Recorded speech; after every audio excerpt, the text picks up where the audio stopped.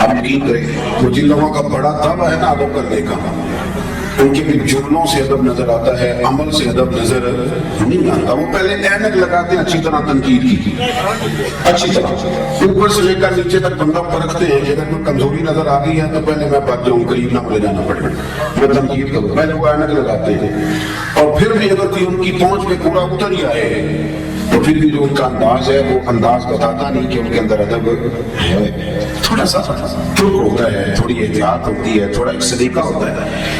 اور بات کرنے میں، چلنے میں، اٹھنے میں، حضرت امام مالک رحمۃ اللہ تعالیٰ علیہ کے دروازے پہ کوئی آ کے دستک دیتا تو آپ فرماتے جاؤ پوچھو فقہی مسئلہ پوچھنے آیا یا حدیث پاک سننے آیا ہے؟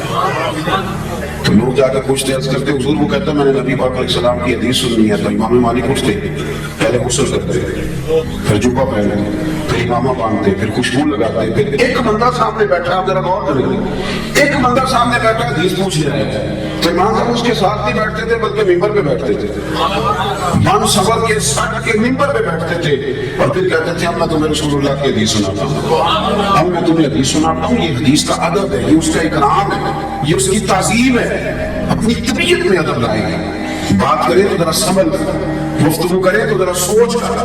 جب آپ کسی کا اکرام کرتے، جب آپ کسی کا احترام کرتے، حضرت خواجہ نظام الدین صاحب محبوب الہی رحمۃ اللہ علیہ سے ایک شخص نے کہا حضرت صاحب میرا پیر کامل نہیں ہے، میں نے آپ سے بیعت کرنی ہے۔ تو آپ فرمانے لگے تجھے کیسے پتا چلا وہ کامل نہیں ہے؟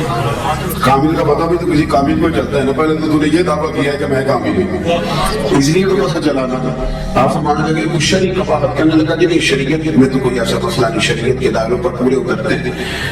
تو خواجہ نظام الدین صاحب محبوب الہی رحمۃ اللہ تعالیٰ علیہ ارشاد فرمانے لگے تو اللہ کی رضا کے لیے اسی کی خدمت کر اور اسی کا عفو کر، تو ادب کا تو خدمت کر، کامل نہ ہوا نا تو اللہ تیرے خلوص کی برکت سے اسے کامل کر دے گا، لیکن بہتری نہ کر، توہین نہ کر کبھی بھی۔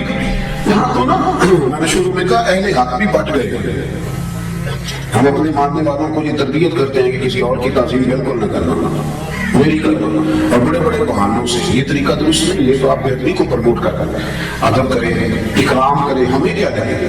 ہم نے تو ادب کرنا ہے کہ بندہ نبی پاک کے مصدے پہ کھڑا ہے، ہم نے تو ادب کرنا ہے وہ نبی پاک کے ممبر پہ بیٹھا ہے۔ بندہ دیکھنا کو ضروری تو نہیں نا، نسبت دیکھنی ہے، نسبت دیکھنی ہے، نسبت۔ وہ اب نا ایک اور بھی بحث ہونے لگی ہے، فلانا سید ہے اور فلانا سید ہے، میں کہ اللہ نہ تیرے کو صاحب کچھ نہ بھی صاحب کر کے دس کیڑا ہے تے کیڑا نہیں۔ میرے اعلیٰ حضرت بریلوی رحمۃ اللہ نے لکھا ہے جو کہتا ہے نا میں سید اس کا ادب کرو، تمہیں اللہ ادب کرنے کا اجر عطا کرے گا، تمہیں بحث کرنے کی بھلا کیوں ضرورت پیش آئی؟ تم نے تھرمامیٹر پکڑا، لوگوں کو چیک کرتے پھرتے ہو۔ ادب کرے، اکرام کرے، اس سے آپ کا وقار بڑھے۔ حضرت خواجہ قمر الدین سیالوی رحمۃ اللہ، حضرت شیخ الاسلام رحمۃ اللہ نے پنڈی کے علاقے میں تشریف لے گئے تھے، تو وہاں نا ایک شاہ جی تھے، وہ بڑی خوبصورت تلاوت کرتے تھے، بڑا سونا کلام شریف پڑھتے تھے۔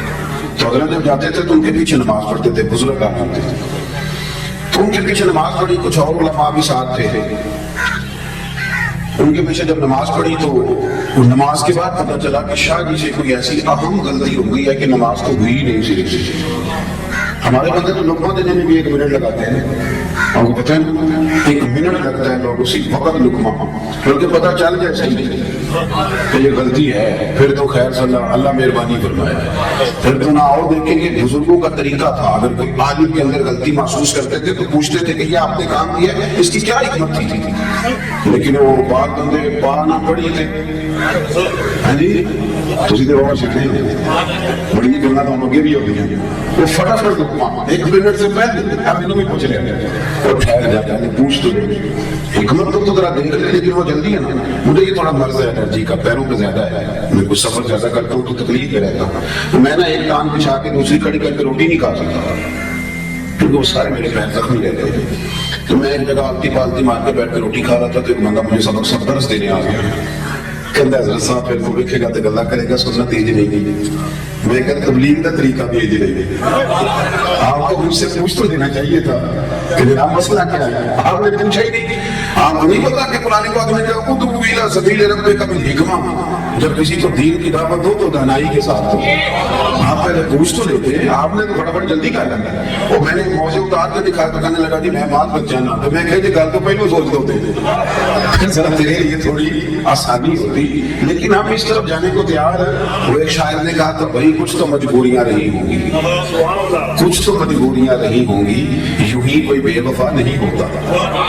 कहीं तो कोई तकलीफ होती है तो इंसान बाज़ों का किसी तरफ बढ़ता है, लेकिन फटाफट 1 मिनट से पहले लोग तनकीद कर रहे हैं और सांस नहीं लेते, खड़ा ही नहीं होने देते। ख्वाजा कमरुद्दीन सियाबी रहमतुल्लाह तआला ने ना सैयद साहब के पीछे नमाज पढ़ी, आलिम थे, सैयद थे, हाफिज थे, कारी थे। गलती हो गई और गलती इतनी वाज़ेह है कि नमाज ही नहीं हुई। थोड़ा सुनना, मैं होता तो मेरा तो फतवा बिल्कुल मेरी जेब में है, जाने कब मार दे कोई मुझे काफिर करके, शहर का शहर मुसलमान बना बैठा है, उसी वक्त फतवा देता खत्म कर देता। शहर इतनी उम्र होगी नमाज ही नहीं पढ़ा रही होगी, पता नहीं क्या कुछ कह देते माज़अल्लाह। तो बोला मां साथ थे, वो आहिस्ता आहिस्ता इशारे होने लगे कि नमाज नहीं हुई, नमाज नहीं हुई।